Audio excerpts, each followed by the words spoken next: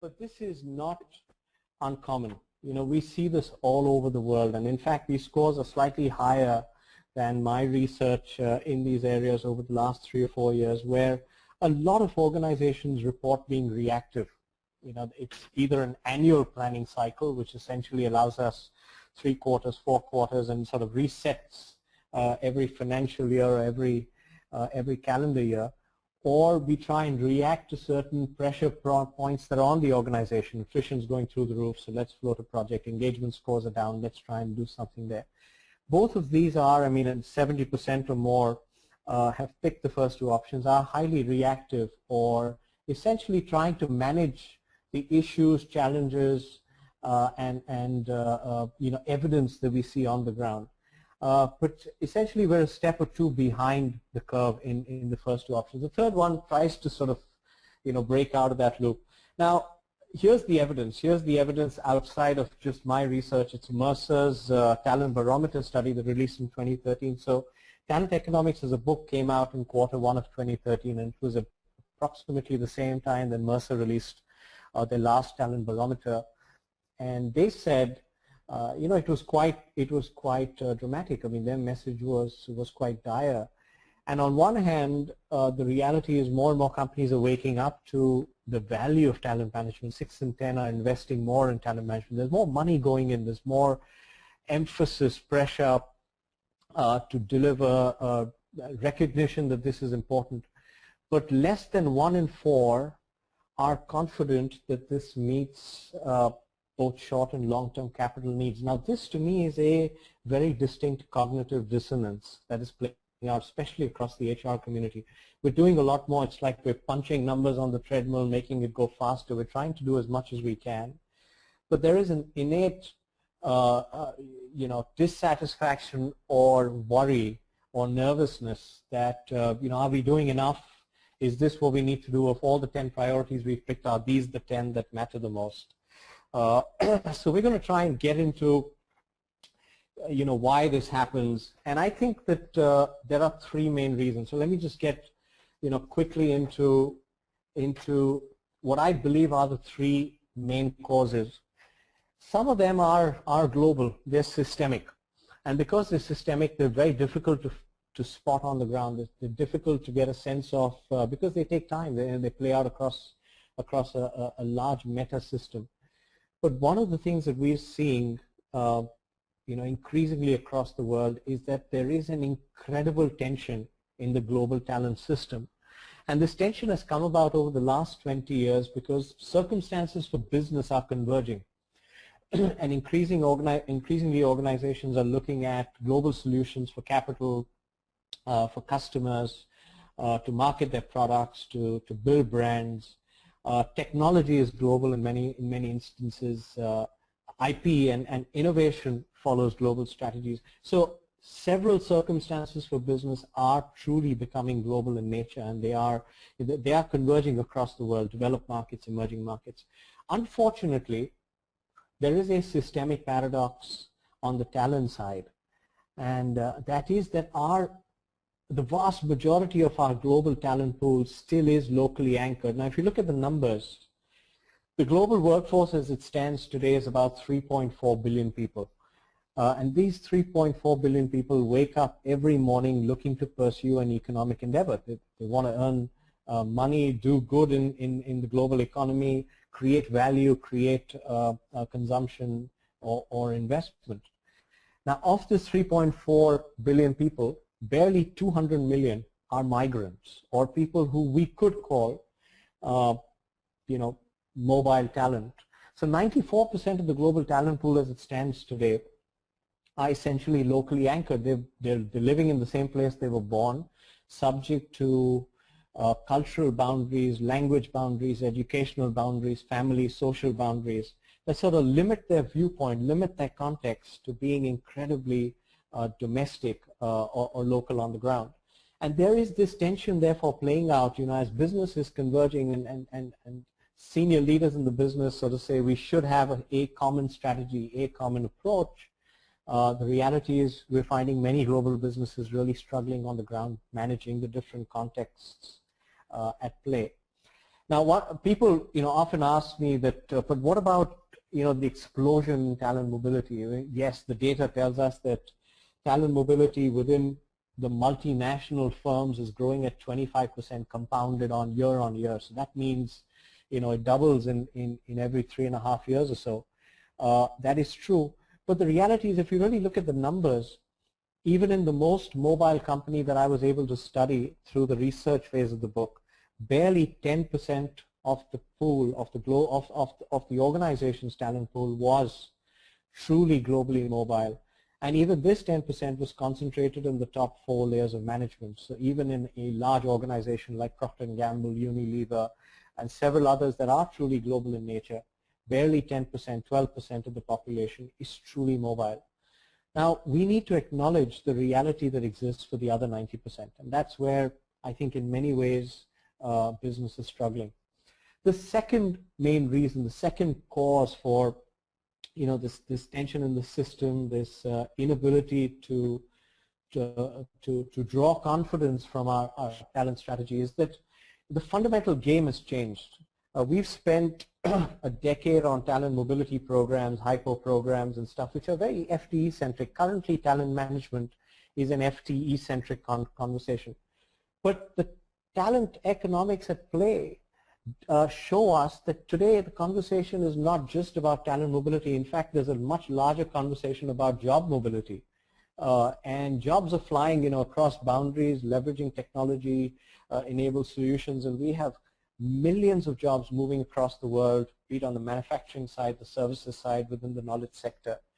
So I think in some ways HR needs to swap the old-fashioned toolkit we've had, which is predominantly stacked against FTE-centric solutions. We look at our full-time employees, we look at our headcount, and a vast majority of our resources, funds, initiatives, programs are based at are focused on this talent pool, this internal talent pool, whereas the world is now much more commercial. The conversation that needs to be had is about how can we source the right capability at the right time in the right location in the fastest, cheapest, and most flexible manner so that we can meet business demand without having to add significant overhead.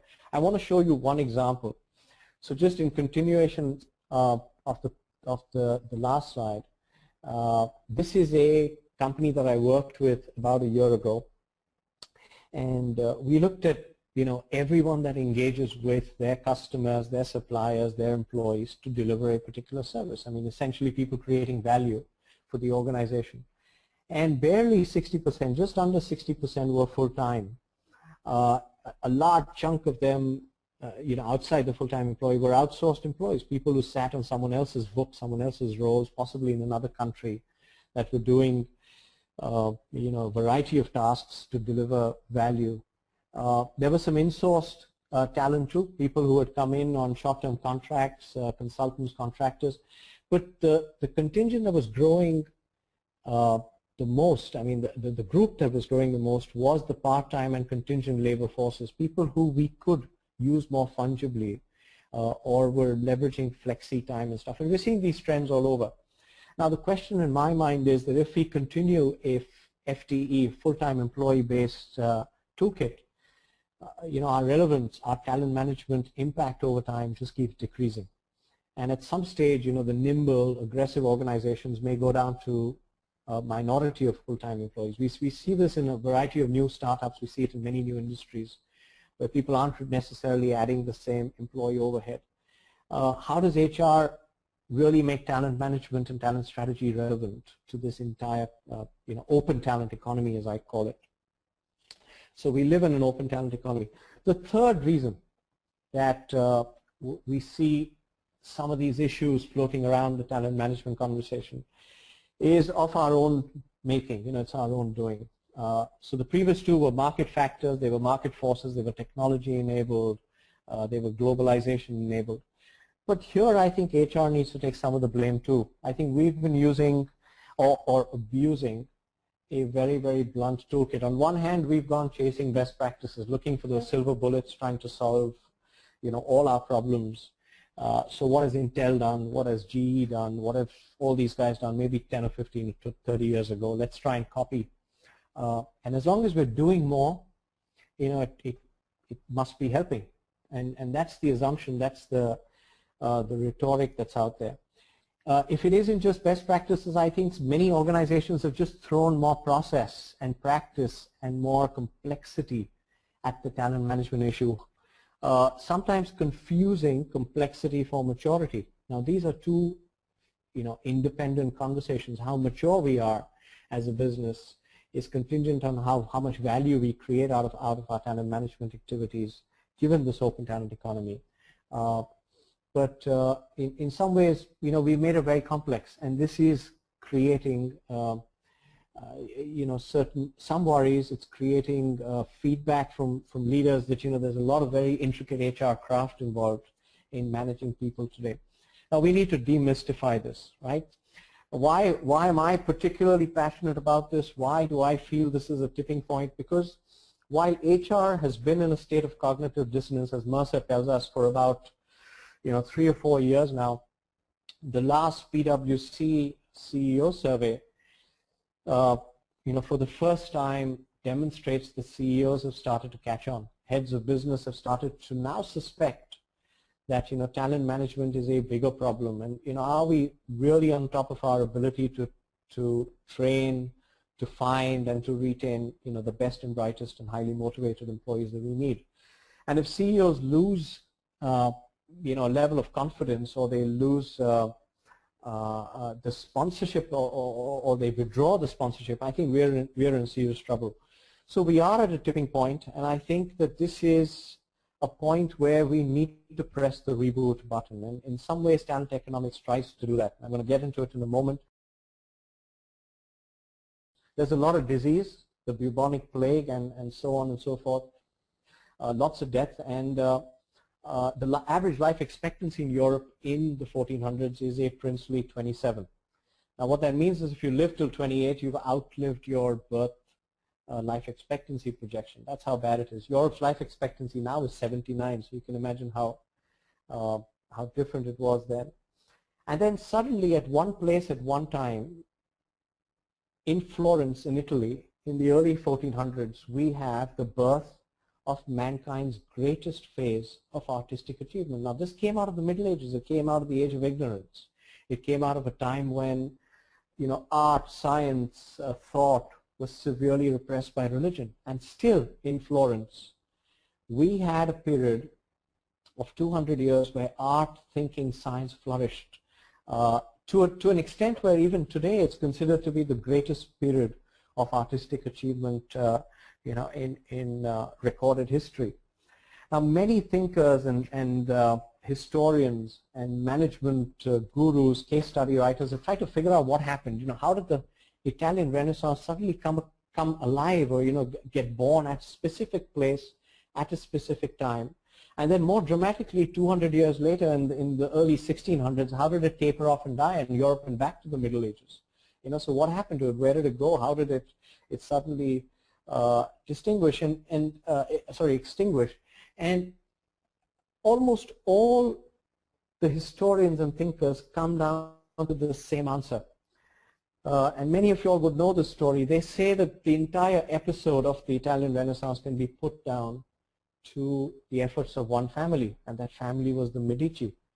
Now the Medici were Europe's richest family at the time, and the gentleman on top, Giovanni de' Medici, became a patron of the arts, and he is one of the early Medici patriarchs. And he was succeeded by his son Lorenzo and Lorenzo's great-grandson Cosimo, and the three of them kept the Renaissance alive.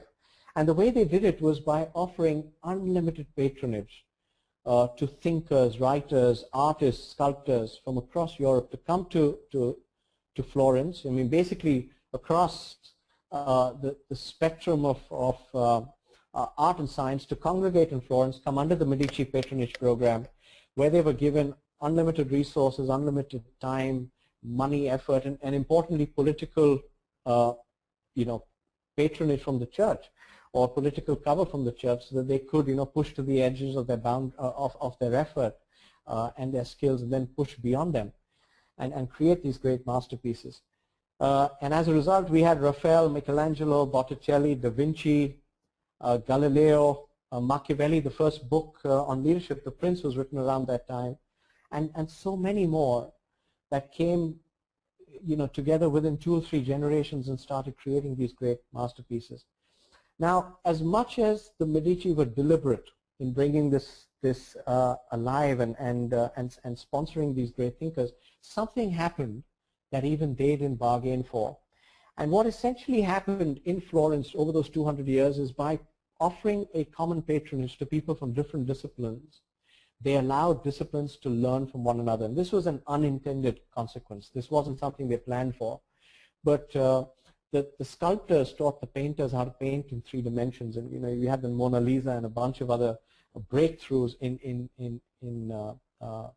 that space of the Medici program. And then the sculptors collaborated with the architects to build much greater sculptures with greater form and greater design. And the painters and the architects collaborated to decorate the great domes and great cathedrals with frescoes and so many other things. And I think it was this mixing of ideas, bringing down boundaries and allowing disciplines to learn from one another, that created breakthrough innovation and allowed these great masterpieces to come alive within a generation.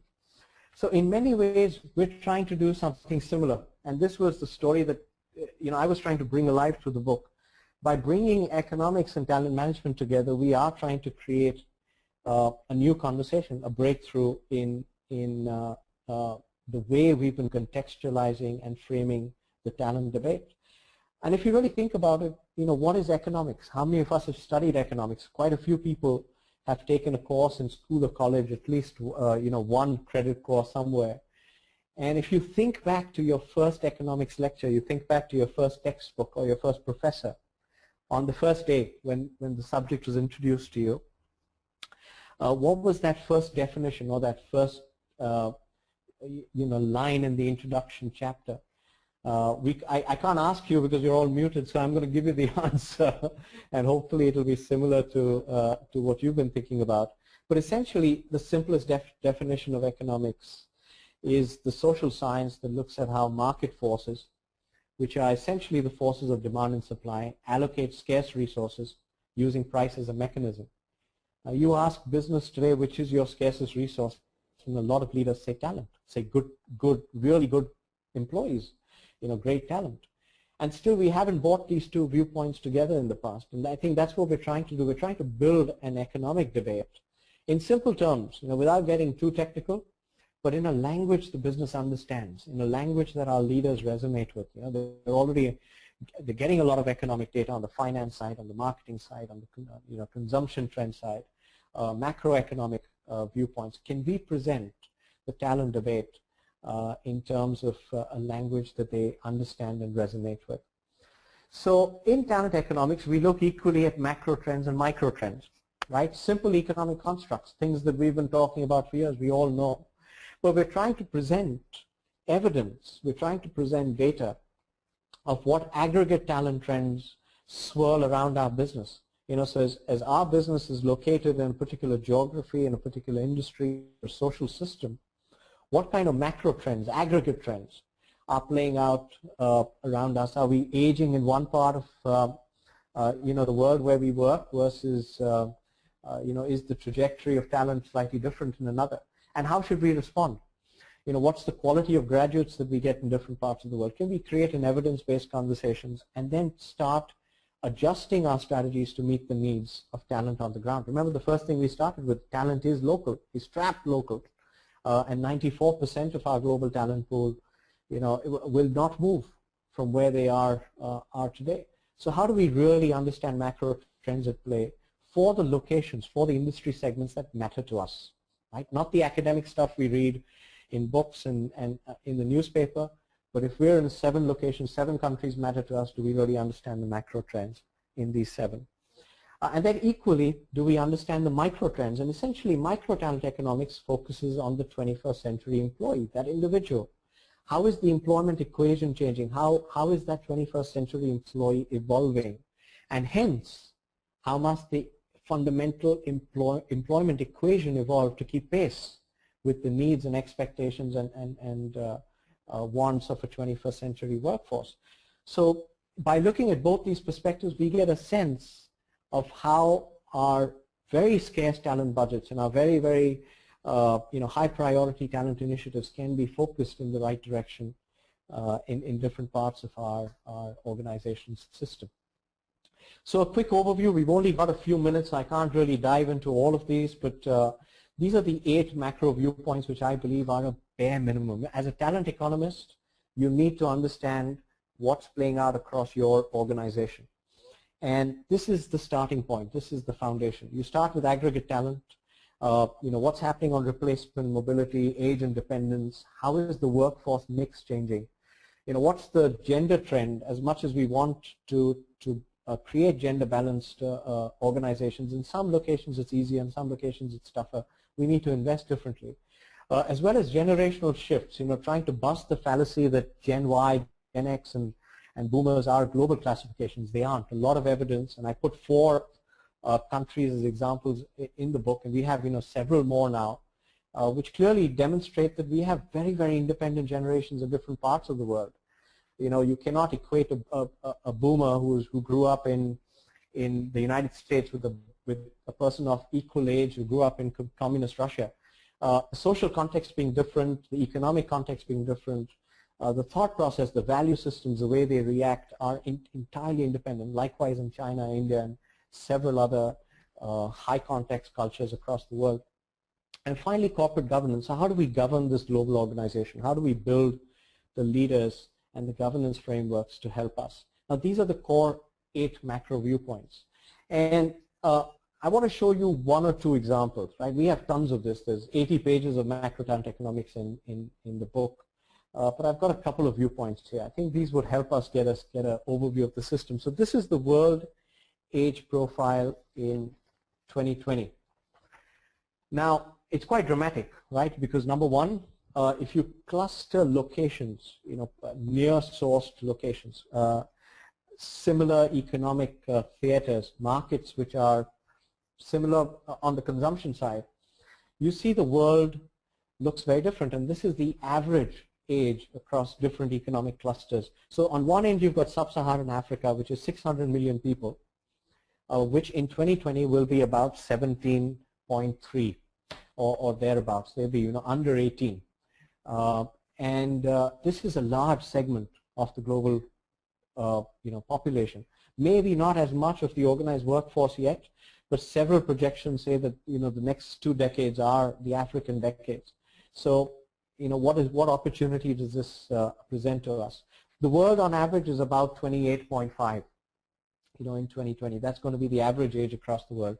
And hinged around the world are some very, very large population clusters. So all the way from South Central Asia to Southeast Asia, that entire segment is 5.2 billion people that will be between the ages of 24 and 28. Now that's a huge cluster in an ideal developmental age group. We'll have a lot of talent at junior and middle levels of organizations coming into the workforce within the manufacturing sector.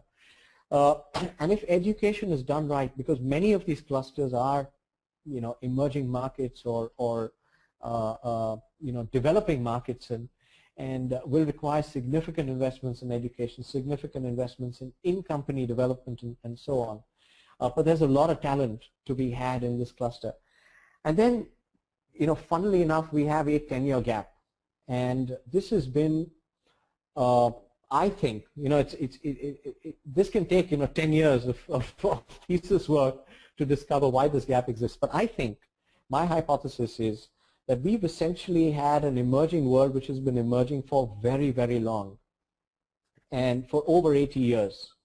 And because there's been status quo across the global economy, we do have a rapidly developed part of the world of the global economy where it is well established that as a country becomes more affluent, birth rates fall, and we have North America, East Asia, which is essentially Japan, Korea, and China.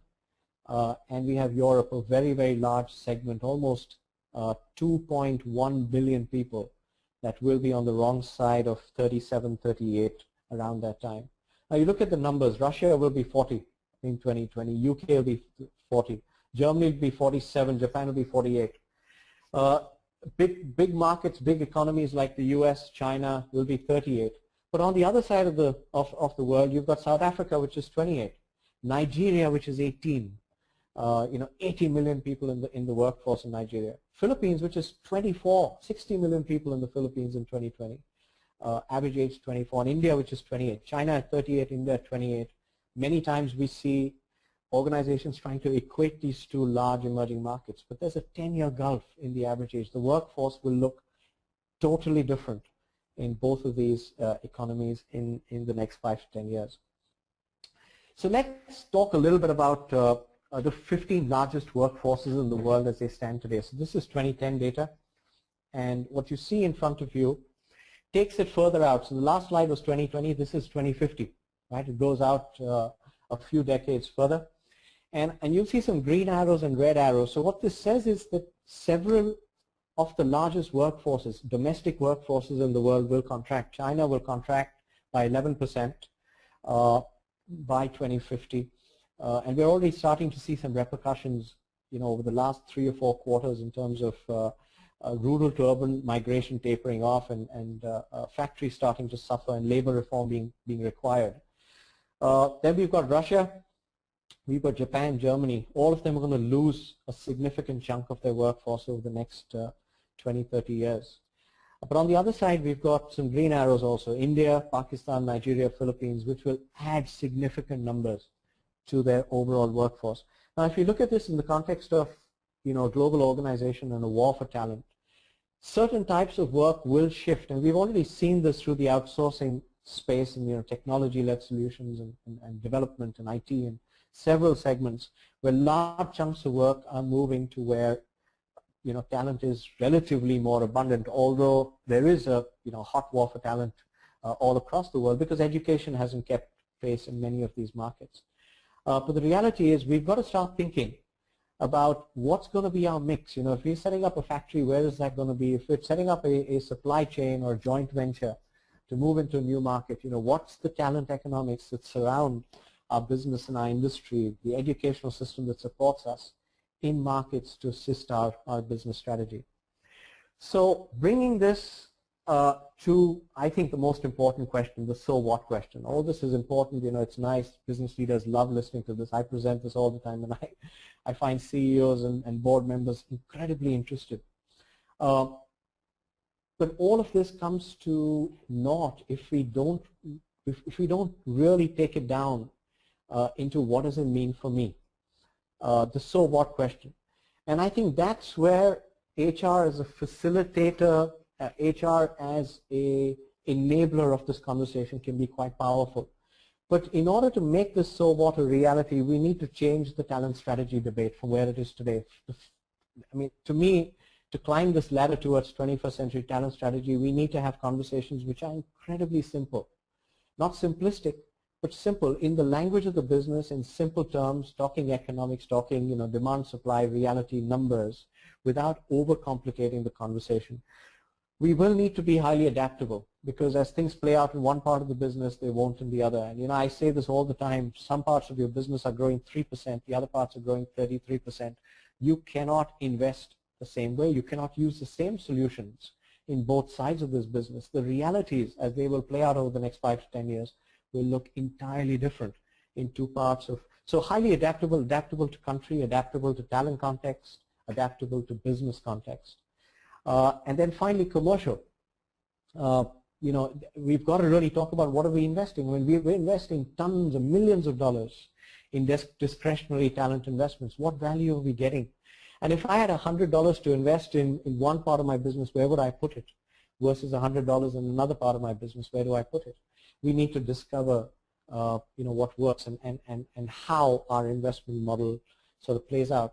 So in order to do this, I have a 3-step method, and I wrote this up in the last chapter of Talent Economics as a toolkit to sort of say, okay, I mean, evidence is great. The open talent economy gives us great insight, but how do we then translate it into a game-changing or at least a competitive strategy that helps us win in our industry. And there are 3 steps to getting there. The first step is diagnosis. The first step is really studying and understanding the talent context around your organization. If we don't start the conversation from there, we're doing the nice to do stuff. We're doing the, the silver bullets, the best practices, and we're doing the processes and practices, hoping that something will stick and something will help. But deep diagnosis gives you a sense, and in some locations you do need that high-post solution, and you should invest your scarce dollars there, versus in other locations you need a gender-centric investment model to bring numbers up. And in the third, you need to invest in internal education, just bringing graduates up to speed or bringing middle managers up to speed and so on and so forth. So building a distinct talent recipe based on diagnosis, that's the journey. Once we've done our diagnosis, we get a sense of the locations that matter to us, the talent economics at play, and what should be our priorities. We need to build a distinct talent recipe for each location. Now this could be looking out 3 years, looking out 5 years. The talent recipe in China is very different from India.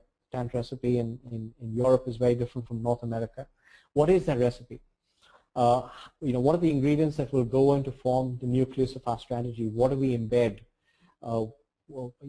at the core of business? And then finally, I think most importantly, a widespread coalition of leaders who understand talent imperatives.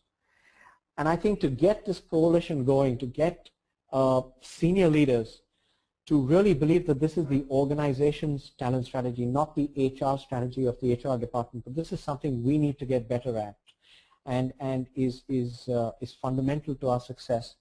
If you involve leaders in diagnosis and in developing the recipe, then during execution, during the framing of the work, many leaders do raise their hand. Has been our experience in the 20 or 25 times that we've done these talent strategy debates and talent strategy workshops with senior leaders. If they've been involved in diagnosis, they do tend to put up their hands and say, this is critical, this is something I'd like to be involved in and like to see through. And I think if we can get these 3 steps going, a coherent conversation around our 3 to 5 year needs, different parts of the business, different growth trajectories, different innovation strategies at play, and we build these distinct talent recipes, we could have the legs to really start making our talent strategy much more proactive. So let me stop there and take another poll. And now you've heard a lot of stuff. I mean, I've spoken about the first one is improving how we understand the macro talent trends surrounding our business, core talent economics. What do you feel will benefit your organization more?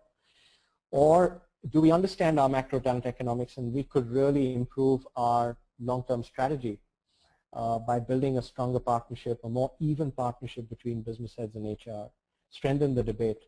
Or is it both of the above or neither of the above? You're already good at it, and this webinar, if anything, has reminded you that you're on the right track. That would be D. Or this doesn't work. That's also D, if there is anyone there. Perfect, and we still have responses coming in, so we'll give it about 3 or 4 more seconds. All right. So we ended up with 20% saying that the improving their macro trends, understanding, and knowledge would be the most beneficial. And then a tie for number 1 of deepening the partnerships, and both. So clearly individuals on the path here. So 40% each, I assume, or do you get any Ds also? No, we got no Ds. Okay, no neither. Thank you. Thank you. Thank you. So I'm a little disappointed. I would love to see organized, and there are a few. There's a small handful that I've come across the 4 years we've been working on this that really are starting to do this in their own way, using their own frameworks. But they are the exception. I think, those of us that answered both of the above, the good news is that this is a concurrent conversation. As we discover data and we discover the talent economics surrounding our business, the conversation becomes real, and that conversation becomes much more strategic in orientation. And when you bring great business strategy on the table and you say, okay, what's our ambition? How much do we want to grow? How much do we want to change? what's our product innovation strategy, suddenly the skills agenda and the talent economics start making a lot of sense. So if you do it concurrently, this can be quite powerful as a tool, as a reframed conversation in the business. I'd like to wrap up with one final slide. If I can get the screen back. Yeah, okay. One final slide, and then we're going to take some questions. So if you were on Twitter, you would have seen a tweet that went out saying, join the webinar for the 5 factors that are reframing talent management. I have to answer that question because a couple of you would hold me to it. And these, according to me, sort of synthesize everything that we've been talking about. The first is start with diagnosis. And if you start with diagnosis, you've got the legs to build a customized 2020 talent hypothesis for your company. And for different parts of your company, for business unit A, business unit B, or country A, country B, region A, region B, you can build a 2020 talent hypothesis using talent economics and diagnosis as a foundation. The second viewpoint, very importantly, is 20th century toolkits don't work with the 21st century workforce. So thinking that 9-box grids and succession planning and all of that stuff is going to take us into the future, yes, they're very, very important. They're incredibly important processes out there, but that is not talent strategy. Talent strategy is much more about getting to the core of business and getting the talent hypothesis going in leadership conversations. To do that, you've got to broaden the debate. You've got to get leaders involved. The sooner the better. Evidence is a great Trojan horse to get us there. I think the fourth one is very important. I think to get rid of that dissonance we started with, stop burning cash. So let's not throw more and more complexity, more programs, more practices, more hypo, initiatives and at diversity initiatives at the problem, hoping that they're all good. I mean, something will help us. Reclaim your strategic talent dollars, and I think the process of reclaiming your strategic talent dollars starts with understanding what you're nice to do, and then trying to divert money from there to the strategic talent agenda, your 2020 talent hypothesis. And then finally, for HR, change the conversation. Think job mobility, not talent mobility. In the past, it's been the CFO that's been leading this. They come to us saying 2,000 jobs getting outsourced. Now let's get the retention and the severance work started. And HR tends to be on the back foot, reacting to business decisions. I think we need to start building the talent recipe for the firm, working with the CFO and the CEO. Sort of saying, look, what should this firm look like? What should our organization look like? What gives us the greatest flexibility, the best capability, the minimum risk, as well as the lowest cost in the future? And what's that recipe? How much of it is insourced, outsourced? What critical roles should sit where? What divisions can benefit with certain work? And that will only happen if we get a sense of what's happening externally, what's happening in our future, and what our current reality is. So I think these are the 5 forces at play right now, that bring our conversation or take our conversation forward. The 2 hats we will need to wear as we reform is the talent economist hat and the talent strategist hat. These are 2 distinct skills.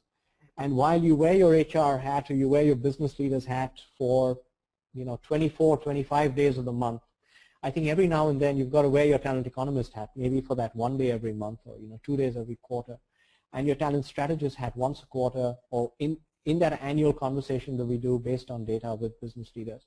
These are distinct skill sets, distinct hats that could help us in taking these conversations forward and in getting our 2020 talent hypothesis to come alive. So I'm going to stop there and take any questions based on the time we have and hand over to you, Bethany, for questions and then the closing. Thank you, everyone.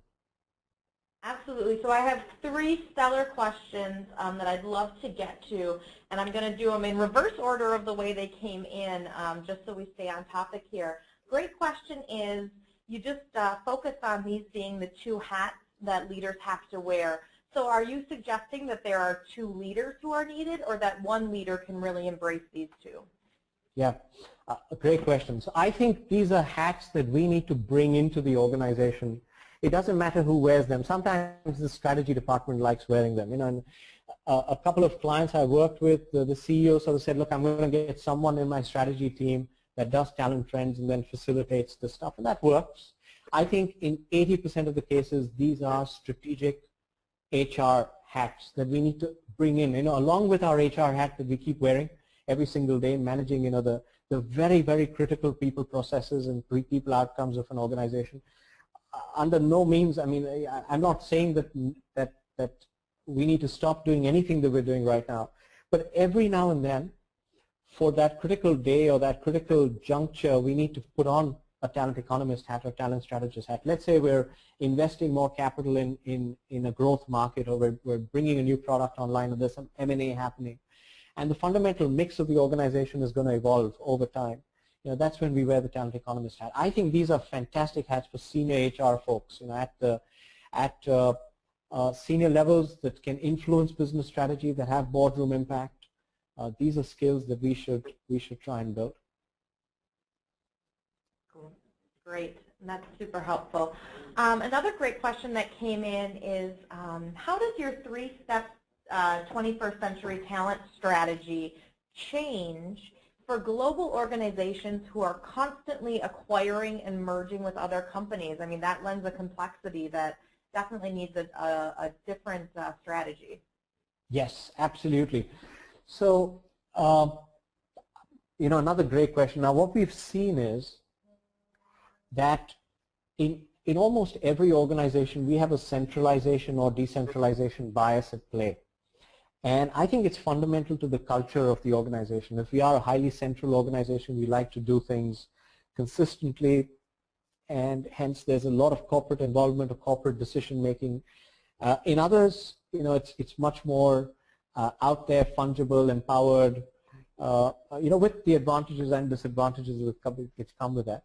I think while the finance conversation is centralizing, the technology conversation is centralizing, globally, the innovation and IP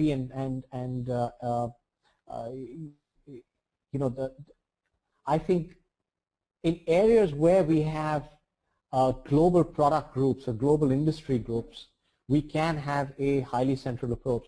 But remember, the global talent pool is very local. So if, for example, in the book, I put a number out there. I sort of said that if you have a location which has 5% or more of your headcount, or 5% or more of your revenue, that is a critical location for you. And you need to get leaders on the ground, the executive team on the ground, the coalition of country heads or the executives that manage business units on the ground, to come together and write a talent hypothesis for that location, because the reality is that location matters. And in large organizations, you may have 10 such locations, 12 such locations, 15. So I think while at the senior levels of the organization, you might have a common strategy for, let's say, the top 200, top 500 executives, we equally need to empower our country teams, our business unit teams, to discover a distinct 2020 talent hypothesis for them. And if you have an M&A, your hypothesis will change. And that conversation needs to be had. What are the consequences? Where are we today? What do we see happening in 3 to 5 years?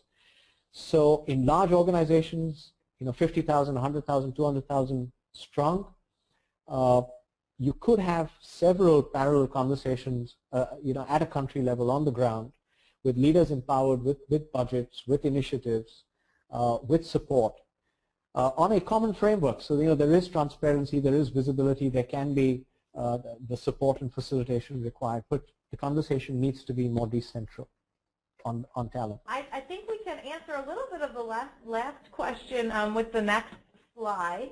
The final question was, so what's next? What do we do to become a talent economist? We have a Certified Talent Economist Program Masterclass being held in the UK from October 14 to 16. So if you're interested in that, we invite you to join us on for that session. Gian, I believe you're presenting that session yourself, correct? Yes, I will be. So just to add a little bit of context, I think very early we realized that we need masters of this process. This could not be done necessarily from the outside as external consultants. And although some companies enjoy bringing in someone, I think it's much more effective when you have senior folks who are embedded in the business, lead senior HR functions or strategy functions who have these two hats to wear when required. So we started the program last October. The response has been fantastic, and it's a program that builds mastery. So we come in and we learn about both these hats, and we build a mechanism that works for our company, customized in terms of how our strategy should work, how our conversations, and what's our diagnostic toolkit. So trying to put into practice everything that we've discussed today.